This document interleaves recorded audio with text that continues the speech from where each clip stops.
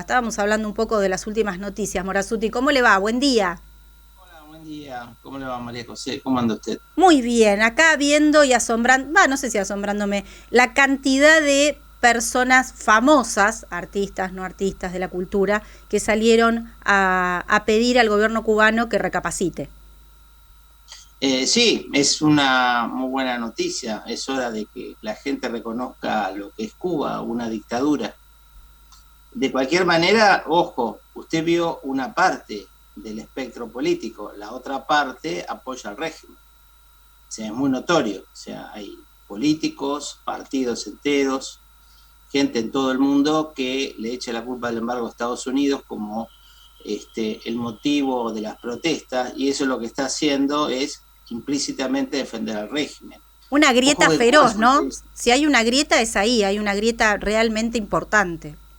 Claro, lo que pasa es que Cuba cumple muchas funciones en la política internacional. A pesar de no ser un país importante, Cuba es una utopía, es un símbolo, es un centro de subversión regional, es un punto geopolítico. Son muchas las funciones que cumple ese país. Por eso, de alguna manera, obliga a todo el mundo a posicionarse a favor o en contra. Entonces, no es un país común y corriente. Yo les decía que es una utopía porque de alguna manera es algo deseable que se hizo realidad. Un grupo de jóvenes revolucionarios desembarcan en la isla de manera subrepticia, se van a Sierra Maestra, inician una revolución, ganan e imponen un régimen supuestamente mejor que el anterior. Entonces, de ese punto de vista es algo utópico para las personas de izquierda en América Latina y en Europa. Ha sido muy importante la experiencia cubana desde ese punto de vista. Como símbolo, Cuba es un símbolo de poder y prestigio para la antigua Unión Soviética porque era una avanzada con un interés militar para la Unión Soviética sobre Estados Unidos, porque Cuba está a 150 kilómetros de Estados Unidos. Entonces, es algo que le da prestigio y poder a la Unión Soviética, y por eso casi se va a una guerra nuclear en el año 62. Después es un centro de subversión regional. O sea, Cuba no es simplemente una revolución que quiere que la dejen en paz, sino que es un modelo, un tipo de revolución que desde el comienzo instaba a rebelarse contra otros países, otros regímenes. O sea, Cuba claramente es un lugar que ayudaba material ideológicamente a las guerrillas en los años 60 y 70, las guerrillas marxistas. También sirvió como una especie de mercenario al servicio de la Unión Soviética en Etiopía y en Angola en los años 70. Recuerden, en los años 70 en Angola, cuando se produce la independencia en el año 74, la independencia, la independencia es lograda por MPLA. El MPLA era un grupo aliado a la Unión Soviética, marxista, como todo régimen africano, marxista solo en los papeles, porque en la práctica es bastante dictatorial y no tiene ese control socialista que usted ve en los países de Europa Oriental, pero recibía el apoyo de tropas cubanas que luchaban contra tropas sudafricanas y un movimiento contrario al MPLA que buscaba sacar a los pro-soviéticos del poder. Y en Etiopía también, en el año 77, Cuba ayuda a Etiopía, que en ese momento tenía un régimen pro-soviético, también no es un país socialista, no era un país socialista, era pro-soviético, que no es lo mismo, y las tropas cubanas sirvieron como punta de lanza de los soviéticos. Para los soviéticos era más cómodo mandar a los cubanos, a los que ellos mantenían, porque Cuba durante décadas fue mantenida por la Unión Soviética, que mandar sus propias tropas. Fíjense que las tropas soviéticas muy pocas veces han salido de su territorio, salvo durante la Segunda Guerra Mundial, en Afganistán, y ahora recientemente ya como Rusia, no Unión Soviética, sino como Rusia, en Siria. En Siria, bueno, también en Libia. Ya no es común ellos salir. Además de este aspecto de subversión regional, recuerden que ellos han provisto todo el desarrollo de la inteligencia represiva venezolana. O sea, los cubanos, por un lado, recibían petróleo gratis y creo que también mandaban dinero de parte de Venezuela, y a cambio los venezolanos recibieron agentes cubanos que les enseñaban cómo reprimir y cómo controlar a la población venezolana. Eso era cuando el régimen de Chávez empezó. como una dictadura suave y rápidamente se empezó a convertir en una especie de socialismo ad hoc diferente a lo que es el cubano. Hay una pequeña diferencia entre Venezuela y Cuba, o sea, Cuba era mucho más pobre y básicamente se instaló un régimen socialista desde el comienzo, o sea, en muy pocos años ya todo era del Estado, o casi todo era del Estado. En cambio, en Venezuela hay una especie de capitalismo de amigos, en general cerca de las empresas que también maneja el Estado, porque la principal riqueza de Venezuela es el petróleo. O sea, Venezuela no tiene una economía diversificada como tiene Argentina. Pero es interesante el aspecto de la intervención cubana y su efecto nefasto sobre la población. Aparte de eso, en el Foro de San Pablo, que en parte fue creado a instancias de Fidel Castro, Cuba siempre tuvo una influencia en el sentido de activar la izquierda en la América Latina. O sea, los cubanos son un poco el centro ideológico de toda la izquierda latinoamericana. Por eso usted ve el posicionamiento. Por eso el gobierno argentino claramente le echa la culpa al embargo. Los pseudo peronistas, marxistas que están en el gobierno, están todos a favor de Cuba. O sea, lo mismo lo ve el grupo Las Vidas Negras Importan en Estados Unidos, que apoya al régimen cubano, porque ellos también son marxistas. Y en Europa es lo mismo. Usted ve todo el caleidoscopio de grupos de izquierda, a veces disfrazados de otra cosa, que uno los nota por el apoyo o el rechazo a Cuba. Es muy interesante porque Cuba es como una especie de suero a la verdad. Según su posición ideológica, usted apoya o critica al régimen. Así que cumple esa función también de centro de la verdad, aparte de ser un centro de subversión regional. Y además, por último, Cuba es un punto geopolítico muy importante. ¿Por qué? Porque es un lugar donde, si hubiera una intervención americana directa, podría haber una guerra en gran escala.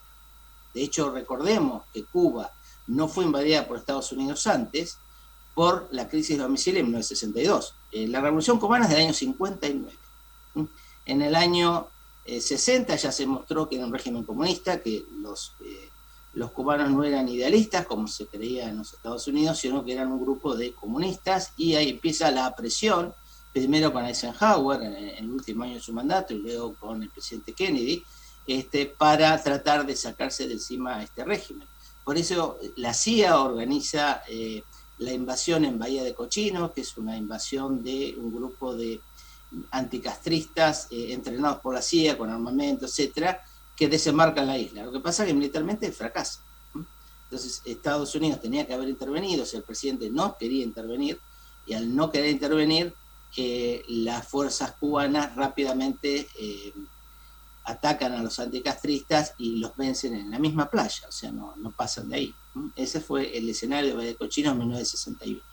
En el año 62, frente a esta cuestión, Cuba acepta que la Unión Soviética instale misiles nucleares en la isla. ¿Por qué? Porque previamente Estados Unidos había empezado, ya desde el año más o menos 50 y pico, una activa política de contención que implicaba rodear a la Unión Soviética con bases militares norteamericanas y hacer alianzas militares con todos los países vecinos de la Unión Soviética, de manera que la Unión Soviética estuviera contenida, rodeada de enemigos, por así decirlo. Entre esa parte de la contención estaba la instalación de misiles nucleares en Turquía, que no eran muy efectivos, de hecho se estaba pensando desmantelarlos en algún momento, pero los rusos dicen, bueno, ustedes instalan misiles en Turquía, yo los instalo en Cuba. Cuando Estados Unidos tomó conciencia de que se estaban instalando armas nucleares en Cuba, empezó un bloqueo. Fíjese, la palabra bloqueo se ha confundido mucho estos días. Lo que hay sobre Cuba es un embargo parcial. El bloqueo solo se produce durante la crisis de los misiles y por muy pocos meses. El bloqueo es que no entra nada a la isla, nada. En cambio, el embargo es que se permite o no cierto tipo de comercio. Sería un comercio direccionado o limitado, restringido. Eso. Exacto, Morazzuti, porque muchos creen que cuando visitan Cuba, toda la isla se maneja como la zona turística, ¿no? Que son la de los grandes hoteles, que no tienen nada que envidiarle a cualquier hotel en cualquier país del mundo, que es absolutamente capitalista. No tiene nada de... Y esa zona no tiene nada que ver con el resto de la isla, que si uno la transita, ¿sí? Si va hasta la otra punta de la isla y va por los campos y va por toda la zona de cualquiera de las provincias que tiene la isla, no tiene nada, es otro paisaje absolutamente diferente. Lo único que tiene es lo bonito, porque es precioso, naturalmente es preciosa, pero no tiene nada que ver, ni la economía, ni lo que vive la gente, absolutamente nada que ver. Incluso se ve el deterioro y el abandono por parte del gobierno cubano a toda esta gente que vive en el interior. Los que viven en la zona turística y los que pudieron ingresar en esta zona a trabajar, la pasan medianamente mejor que el resto. Esto es lo que se ve. Y en La Habana también se ve esas dos Habanas.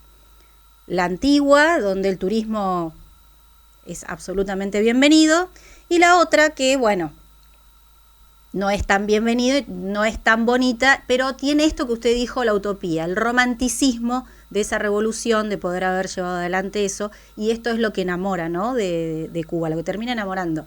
Pero te llevas un mal trago cuando ves a la gente con esa cara de miedo, pánico, porque esta es la cara que tienen, la mirada de miedo, de pánico en algunas circunstancias.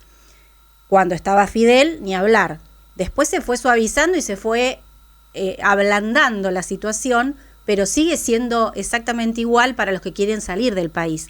¿Sirve esto que hizo Díaz-Canel, lo que tomó bajo presión, las medidas que tomó bajo presión, que liberó la importación de alimentos y medicamentos por parte de viajeros, a la vez que informó la reestructuración de las empresas estatales? ¿Alcanza?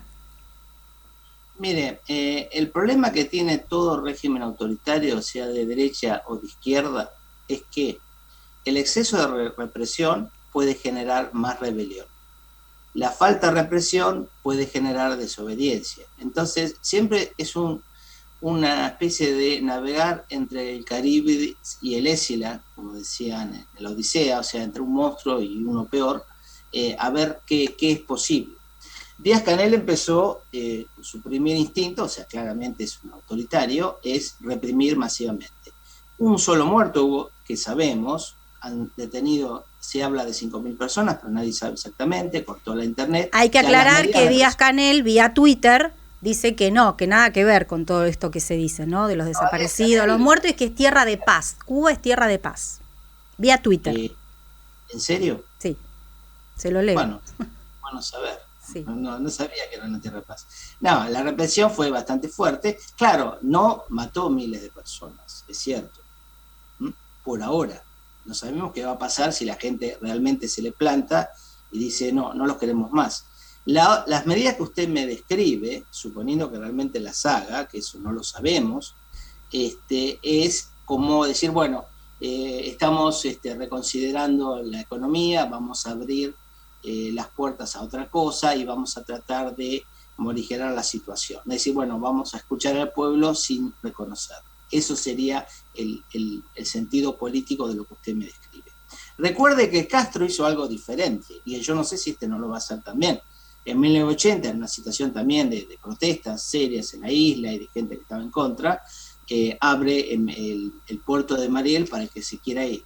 Hay un famoso discurso, dice el que se quiera ir, que se vaya, acá no los queremos. Entonces invaden, digamos, se llena de barcos que vienen de la Florida en parte, y se van a Cuba con los que se quieren ir. Lo que hace Fidel, aparte, vacía las cárceles de delincuentes y los mete en esos mismos barcos.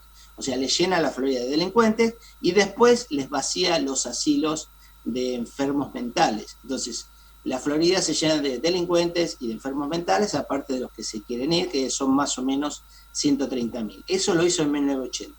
Es una forma de decir, bueno, como hay una tensión, me saco los que se quieren ir, que de alguna manera son contrarrevolucionarios, porque están en contra del régimen, y luego me saco los delincuentes y los locos.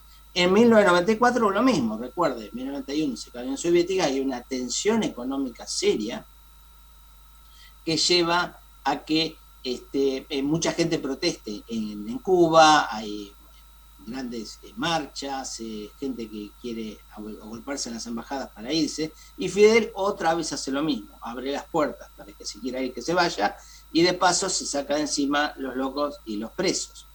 Ahora, Díaz-Canel, todos esperaban que iban a hacer eso, es casi de manual hacer eso. En Cuba, pues es como aliviar la tensión. Los que se van son generalmente opositores, o normalmente opositores, y de paso sacó los indeseables. Pero en este momento, si él va a hacer eso, esa reforma económica, yo no creo que pueda, porque no tiene mucho margen, porque la isla es muy pobre y el régimen cubano no es como el régimen chino. O sea, recuerde que China es un país de capitalismo salvaje mezclado con autoritarismo, ya no es más comunismo propiamente dicho. ¿Qué pasa? Yo lo que siempre pienso ante esta situación y lo que vengo pensando desde que la gente salió a la calle en Cuba es, ¿qué pasa con la autoridad de Miguel Díaz-Canel? No es Fidel. Lo que pasa es que Fidel también ya era cuestionado en vida. Después de varias décadas ya cansó. Lo que pasaba es que había una generación que había vivido con la Revolución Cubana, había todavía sufrido lo que era el régimen de Batista, la Cuba desigual, entonces era otra cosa. Ahora, Díaz-Canel fue puesto por los Castro, o sea que es afín a ellos, tampoco no es... Lo que podría pasar es que lo desplazaran. Acá en Cuba tiene escenarios interesantes. Usted tiene un escenario donde esto puede seguir, hubo 4 o 5 días de manifestaciones, de lo que más o menos se sabe, porque no sale mucha información de la isla, por ahí sale a través de las embajadas, y por esa rebelión, digamos, puede seguir un tiempo y puede aumentar la represión, o puede pasar que dentro del mismo régimen haya un quiebre y alguien decida cambiar de rumbo. Ahí podría volar Díaz-Canel, lo que no sé si va a volar el régimen, porque el régimen está muy bien estructurado.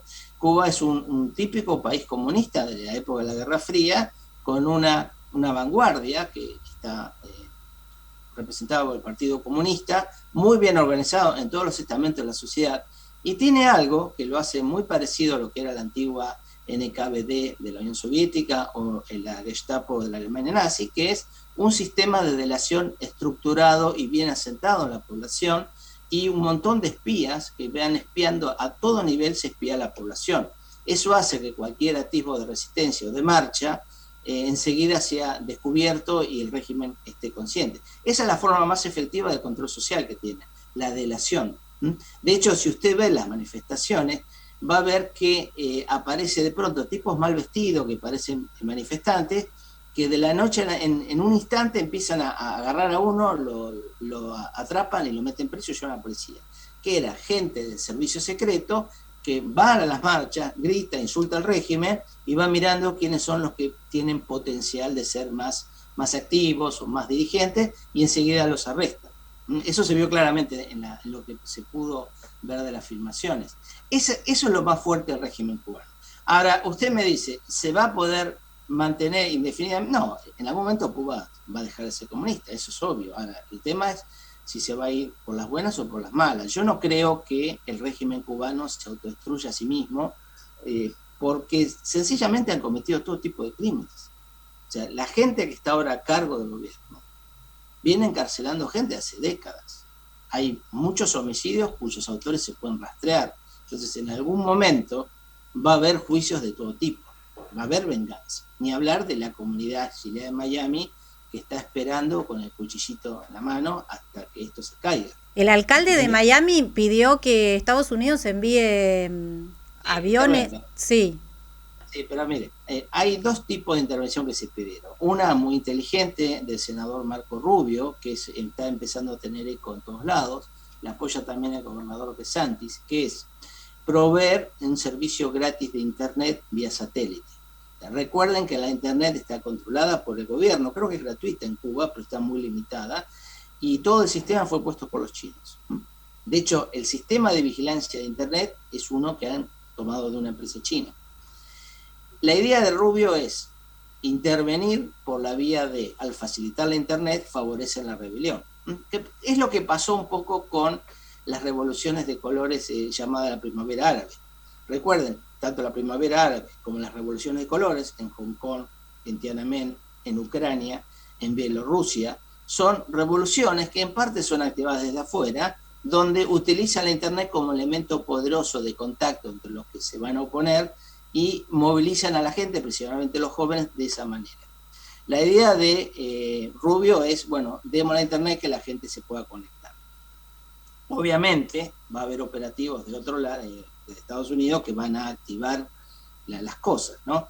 La otro tipo de intervención, la tradicional, una invasión, yo la descartaría. O sea, hay muchos que la han pedido, la comunidad cubana, los venezolanos que están esperando que si se cae Cuba se cae Venezuela, lo que no es tan automático, pero la idea de una invasión, usted tiene una cuestión geopolítica interesante acá. Hay un acuerdo del año 62 entre Kennedy y Khrushchev por el cual Estados Unidos se compromete a no invadir nunca Cuba, o sea, a respetar el régimen comunista cubano, a cambio de que Rusia se comprometa a sacar los misiles nucleares y nunca más poner armas nucleares. Perfecto. Ahora, si atacara, implicaría violar ese acuerdo. Y como Rusia es sucesor de Estado, es el Estado que sucede a la Unión Soviética y tiene el mismo interés que la ex Unión Soviética en estar cerca de Estados Unidos, es muy probable que intervenga. O sea, hay un peligro de guerra mundial. En especial porque ahora Rusia está cada vez más aliada de China y China tiene una enorme influencia en la isla. Recuerde que lo vimos la semana pasada, cómo China deliberadamente compraba tierras e invertía en todos los países que rodeaban a Estados Unidos en América Latina, incluyendo Cuba. Es más, si el régimen cubano empieza a decaer, no le extraña que China intervenga a favor del régimen cubano para sostenerlo, y no le extraña que inclusive haya fuerzas extranjeras apoyando a la revolución cubana. O sea, puede pasar eso, porque si se le levanta el pueblo en serio y se cae Cuba, desde el punto de vista simbólico es una pérdida para Rusia, y desde el punto de vista estratégico es una pérdida para China. Ni hablar de Venezuela, ni hablar de los otros izquierdistas que están por toda América Latina, que la ven como el lugar santo, digamos, el santo es como la Meca. El lugar de peregrinación, la Meca, el lugar de peregrinación para ir o para escuchar o para ver la tumba del líder. O sea, por eso le digo, es muy importante Cuba, aunque como país no es importante.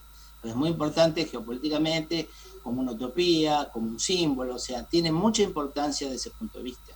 En Estados Unidos está dividiendo las aguas. Por ejemplo, es muy notorio como en el Partido Demócrata hay notorios silencios de condena y hay notorias condenas a Estados Unidos para echarle la culpa de lo que pasó. Desde el propio Partido Demócrata. Una cosa se levanta el embargo, hipotéticamente. Sí. Se levanta el embargo. ¿Se soluciona Cuba? Bueno, eso fue el dilema que tenía Obama y el que tuvo Trump. O sea, la idea de Obama era, bueno, Obama siempre coqueteó con la izquierda. O sea, Obama era un presidente que estaba con esta nueva izquierda.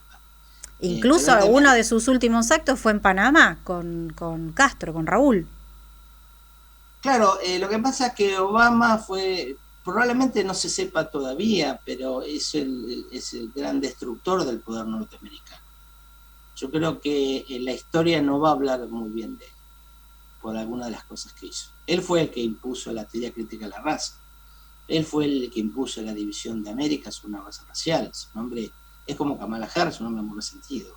Así que es muy complejo. O sea, yo creo que todavía falta conocer más cosas y de analizar más fríamente la política exterior de Obama.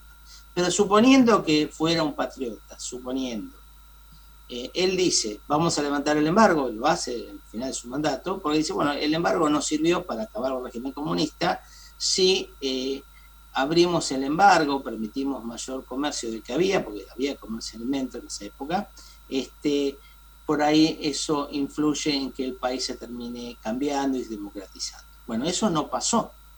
¿Por qué? Porque toda política en donde usted le alivia la situación económica delicada a un régimen autoritario termina beneficiando al régimen autoritario.